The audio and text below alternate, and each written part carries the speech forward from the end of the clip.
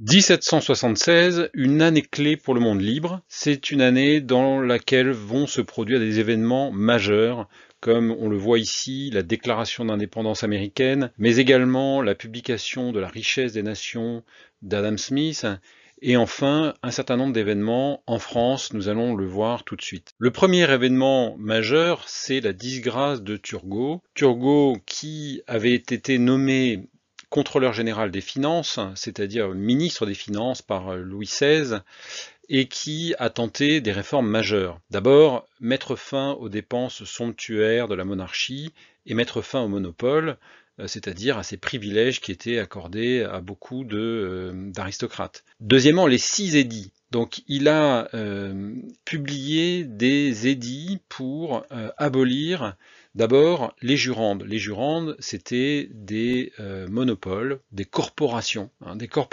qui consistaient à interdire en fait l'entrée dans le marché du travail et donc à protéger un certain nombre de producteurs qui étaient ainsi unis dans ces corporations. Deuxièmement, il va abolir les douanes internes parce qu'il y avait tout un réseau effectivement de frontières à l'intérieur du pays. Il va abolir le travail forcé, ce qu'on appelait la corvée à l'époque.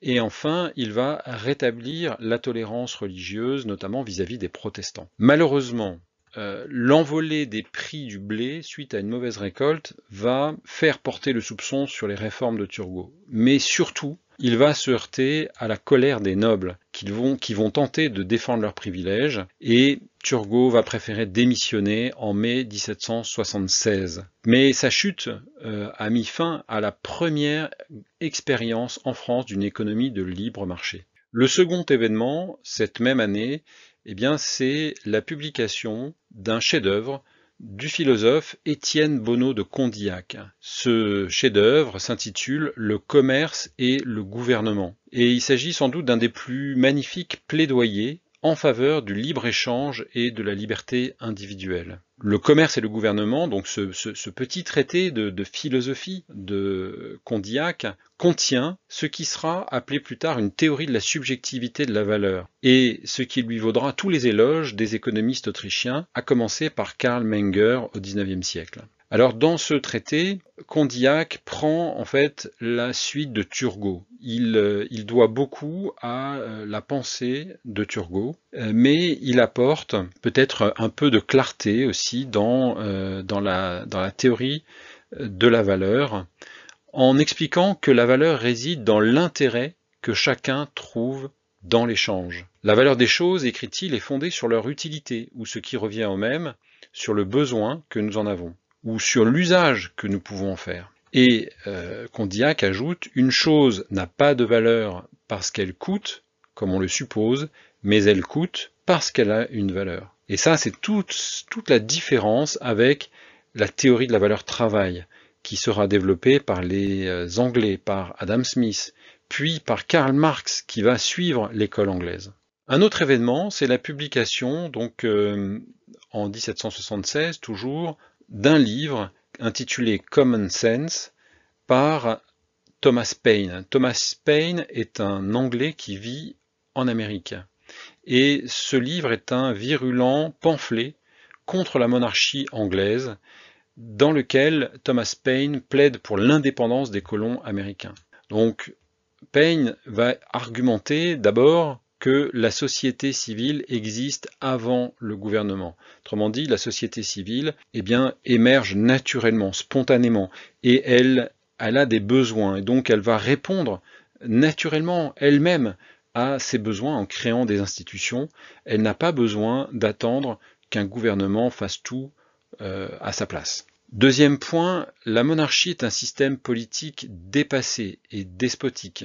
Enfin, troisièmement, la Révolution américaine est une cause universelle qui défend les valeurs de liberté, d'égalité et de responsabilité. Ainsi, Thomas Paine en conclut que l'Amérique doit se séparer de l'Angleterre et fonder une république pour incarner ses valeurs de liberté et de responsabilité. Un autre événement qui va se produire, c'est le fameux congrès de Philadelphie, le 4 juillet 1776, où sont réunis en congrès les représentants des 13 colonies anglaises d'Amérique du Nord. Et ils adoptent une résolution disposant que les États-Unis sont et doivent être des États libres et indépendants. Cette résolution est appuyée par John Adams, qui fut l'un des inspirateurs de la première révolte, le Tea Party, de Benjamin Franklin. Tous deux étaient délégués du Massachusetts, et la déclaration d'indépendance sera rédigée par Thomas Jefferson, député de la Virginie. Au cours des années qui suivent, les Français, le marquis de Lafayette, Rochambeau, l'amiral de Grasse, le comte d'Estaing, le général Duportail, le marquis de la Rouerie et d'autres vont venir combattre aux côtés des insurgents pour les libérer de ce joug de la couronne d'Angleterre. En 1776 également, c'est la publication de La richesse des nations. Le titre complet, ce sont les recherches sur la nature et les causes de la richesse des nations. Adam Smith part de l'idée que les nations sont pauvres naturellement à l'origine. Et pourtant, certaines nations ont pu s'enrichir plus que d'autres. Et il se demande alors pourquoi. Alors c'est une œuvre foisonnante qui souvent fait penser que Adam Smith est le fondateur de l'économie politique, alors qu'en réalité il est d'abord un philosophe, et un philosophe moraliste. Il enseignait la philosophie morale à l'université de Glasgow.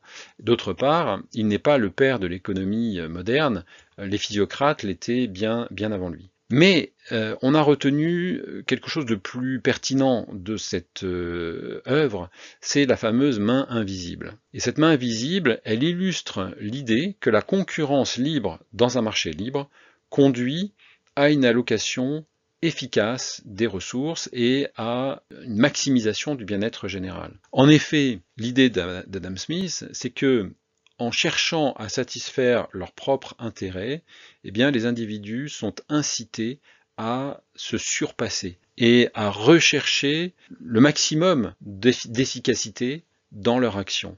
Et ainsi, par le jeu de l'échange libre et du cadre de la justice, l'ensemble permet effectivement aux nations de prospérer bien mieux que si elles cherchaient à planifier en fait la prospérité. La planification, l'intervention fonctionnent moins que la liberté de rechercher son intérêt. Telle est donc la leçon de Adam Smith, une leçon qui ne sera pas toujours bien comprise. Mais certains philosophes et économistes plus récents, par exemple on pense à Friedrich Hayek, ces philosophes et économistes vont essayer de creuser l'idée d'Adam Smith et de l'éclairer, notamment sous l'angle de l'ordre spontané. En effet, ce que montre la main invisible, c'est que spontanément, la poursuite des intérêts personnels permet la création d'un ordre, et d'un ordre